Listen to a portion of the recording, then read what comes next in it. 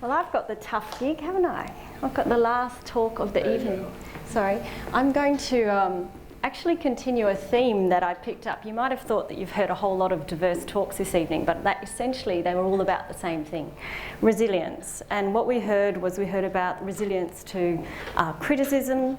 We heard about building resilience in economies and environments and social structures. We heard about the resilience of technology and the internet to change. And just now we've heard incredible stories about individuals and their resilience to really difficult circumstances in their lives. What I'm going to talk about is resilience of ecosystems. And the theme is really dear to my heart because I work in one of the most resilient systems in the world, I think, Sydney Harbour. And I'm going to focus really closely in on Sydney Harbour tonight, not only because I'm director of the Sydney Harbour Research Program, but because I think a lot of the time the facts that we receive in the modern world, and I know that you guys are all learning so much at the moment, so many different facts coming in at you all the time. I think the facts really only become knowledge when they're connected to something that we care about. And for the people of Sydney Harbour, I know we all care about this place. I'll just point at the right direction. Why do we care about it? Why are we so connected to this place? Well, for a moment, just think about what Sydney would be like without the water. Think about it without the actual harbour. Would it be renowned for its natural beauty? Would the Sydney Opera House, would it actually, without that sparkling surrounds, would it be the iconic architectural structure that it is?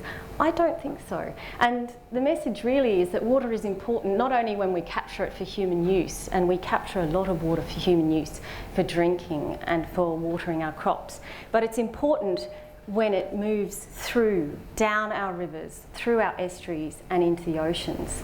And it's important because it sustains an incredible diversity of life. Sydney Harbour is actually astonishingly diverse, world-beating in its diversity. And I'm going to give you a couple of the reasons why it's so diverse, and despite the fact that it's, as you can see, incredibly heavily modified and impacted. Just about every possible way that you could try to damage an ecosystem, we have done to Sydney Harbour. And yet it's there and it's alive and it's vibrant. I'm going to take you below the surface and maybe give you a journey through the waterways that we know so well. So why is Sydney Harbour so complex and so diverse? Well, it's actually a drowned river valley, which is, you know, an odd thing to contemplate, drowning a river. But well, that's what we call this very special type of estuary. Essentially what it is up 200, 300 million years ago, give or take a couple of 100 million, we were part of the Gondwanan continent. And this area here was a big freshwater lake, big flat freshwater lake, and over millions of years, sands and muds and shale, they all kind of were rained in and brought into this great big lake and sedimented and created our sandstones and our mudstones and our shales. And then about 12 million years ago, it was a massive earthquake and it lifted the entire crust up, and we started to get rivers running down through this sandstone, this mudstone and this shale, etching over millions of years river valleys, deep river valleys into this stone. And then at the end of the last glacial period, approximately 17,000 years ago, we saw that the sea level started to rise again. So the coast of Sydney was 30 kilometres to the east of where it is today. And what happened was the sea level rose and it came in deeper and deeper, and it drowned those beautiful river valleys that had etched deep into the sandstone. And that's why we have this incredible complexity of structure, these myriad of beautiful shoals and cays. And that gives an incredible diversity of environmental conditions. So let's think about this for a minute. Incredible range of depth in Sydney Harbour. How many people have swum in Sydney Harbour? Yeah, how many people are worried about sharks? So we have an incredible range. Most of us don't get below about 1 or 2 metres. Some of my students can actually skin dive down 15 metres, but most of us, without the aid of scuba breathing technology underwater, we can't get much below 2. But Sydney Harbour has everything from those shallow shoals that you can literally walk across to depths of 45 metres, deep muddy holes, some of them just west of the bridge, where literally all of the light has been sucked out of the environment because water absorbs light and it absorbs it very strongly. And once you're down to about 40-45 metres, it's very, very dark. So we've got this huge range of depth, huge range of light. We also have massive differences in turbidity, which to most of us has been very obvious over the last few weeks as we've seen these big rainfall events. So we get massive rainfall events, they bring the masses of terrigenous sediment and runoff, urban runoff into the system and increase productivity, everything gets going and the water becomes murky. So if you're in the upper parts of the catchment, very murky, muddy waters that again stop light getting down into the system. And if you're at the heads, relatively clear oceanic waters that are being flushed in and out every day.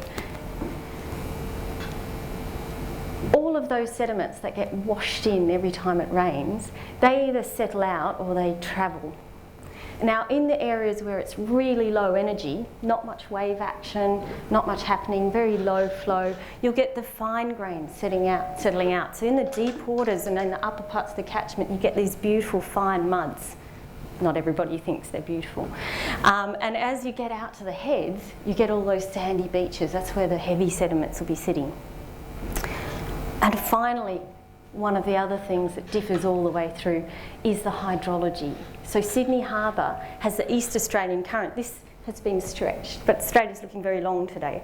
But this is the coast of Australia, this is Tasmania down here, and the East Australian current comes whipping down from Queensland down the east coast of Australia. And that's the big red line that's coming down, and it's bringing hot, nutrient depleted water straight down, straight past the heads of Sydney Harbour. And the heads of Sydney Harbour are 3 kilometres wide. So every day as the tide comes in, it brings all of this clear nutrient depleted water, flushes in. And what happens is, depending on where you are in the harbour, water gets flushed in and out really rapidly. So you could be only in the harbour for 6 hours. Or if you're right up in the top parts of the catchment, you could be a water particle, you could hang out there for about 130 days before you're flushed out. So depth, turbidity, salinity, light, hydrology, all of these things differing within a single harbour. And why is that interesting? Well, if you're not a biologist, you might be questioning that by now. But all of that gives such complexity of environmental conditions, and that underpins a complexity of habitats and biological diversity. And this is where you can start to feel good about the Olympics, if you still saw about that.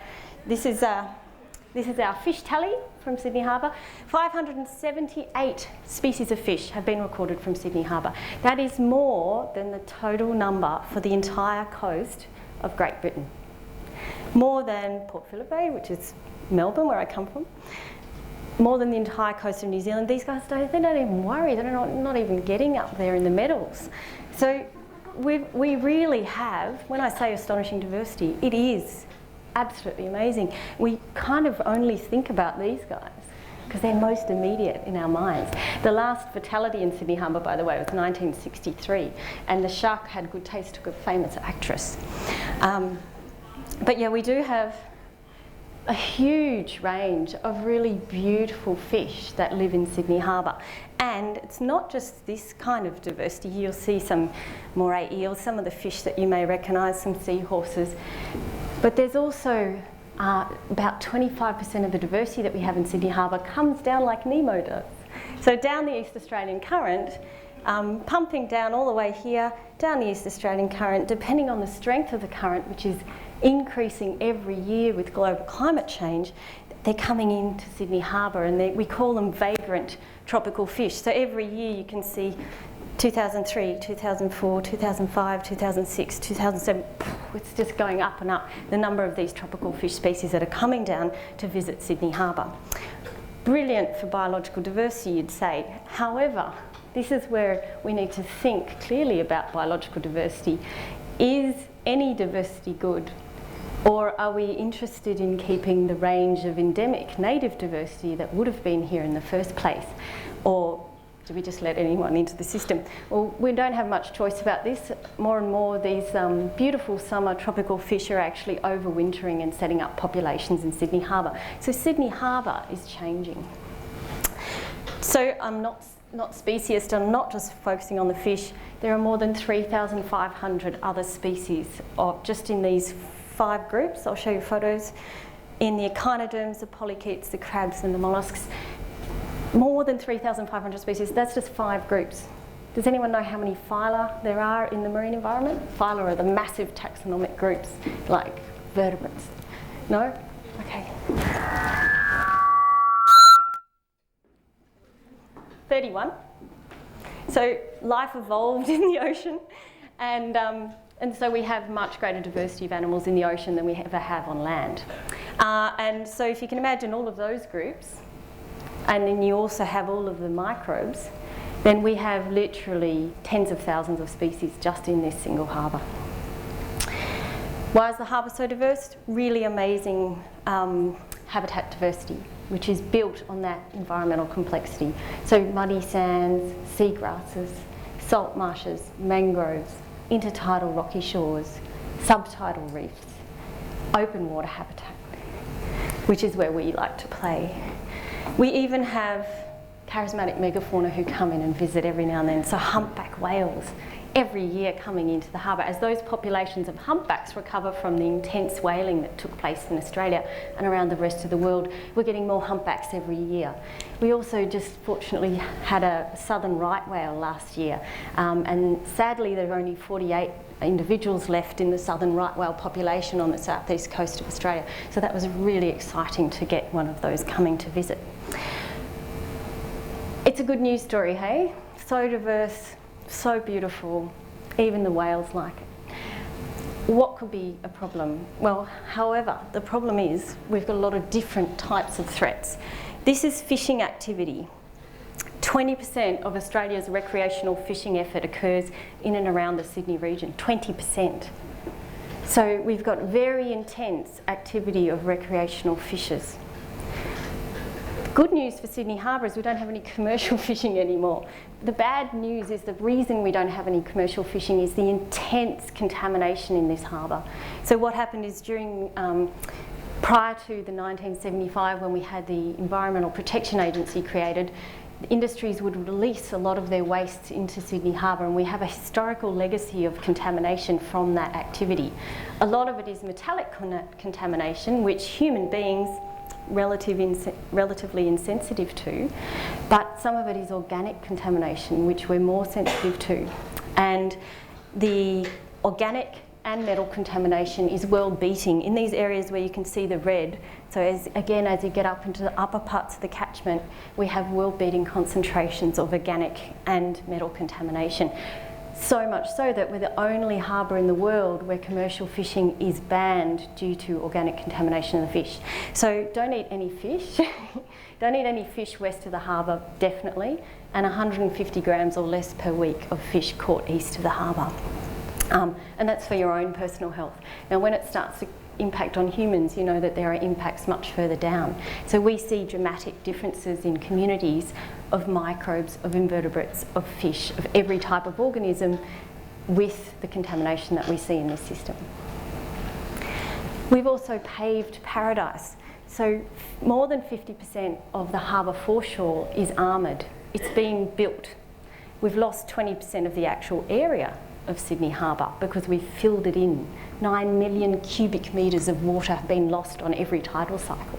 So we've changed Sydney Harbour dramatically. And a lot of the time we've changed soft sediments or seagrass habitats into hard substrates. They're usually vertical instead of horizontal. They're usually hard instead of soft, and they're usually shaded. So very, very different habitats that we're creating, and we need to find ways to bioengineer our way out of this kind of impact that we have. We've lost probably 50% of our seagrass, 85% of our salt marsh. Our mangroves are doing really well because they like increased sediment loads. And the final whammy that's hitting Sydney Harbour at the moment, as I mentioned earlier, are the changes associated with climate change. You heard a little bit about this earlier, but for marine systems we have sea level rise, Changes in precipitation, probably going to become more flashy, more flash flooding. Increased ocean temperatures, and we are a hotspot for ocean temperature rise because of the East Australian current.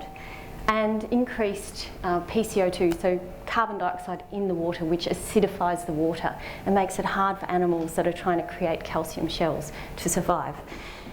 The big question for marine biologists such as myself is how are those impacts going to interact, and how can we build the resilience of these systems? Sydney Harbour is already incredibly resilient due to the very nature of it being a drowned river valley and being flushed every day. So a lot of our waste and a lot of our impacts gets sent out to the rest of the world. But how are those impacts going to interact with these changes? And if we can't do something about these changes right now, and a lot of these changes are set in motion already, so there's a certain level of change that will happen even if we stop using carbon right now. If we can't do that, how do we build the resilience of these systems that we care about so much? And there's a really easy answer to that. We stop all of the other localised impacts that we can control.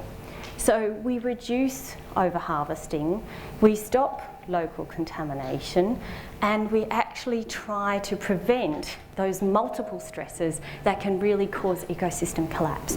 And that's where I want to leave you with a message of hope, is there a lot we can actually do to build the resilience of biologically diverse systems like Sydney Harbour.